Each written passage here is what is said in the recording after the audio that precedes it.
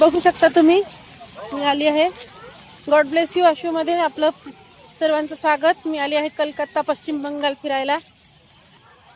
Victoria palace, राणी Victoria हिच्यासाठी बांधलेला palace आतून पण आहे। त्यातल्या त्यात वैशिष्ट्यपूर्ण गोष्ट अशी की आपले जे समाजसुधारक आहेत, एक अतिशय आनंदाची गोष्ट की समाजसुधारकांचे देखील फोटो आणि त्यांच्या कार्याची माहिती इथे देण्यात आलेली आहे।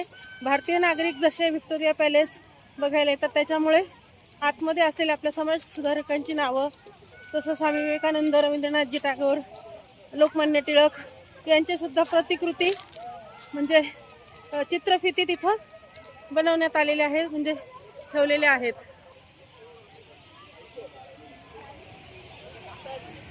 हा आहे पॅलेस।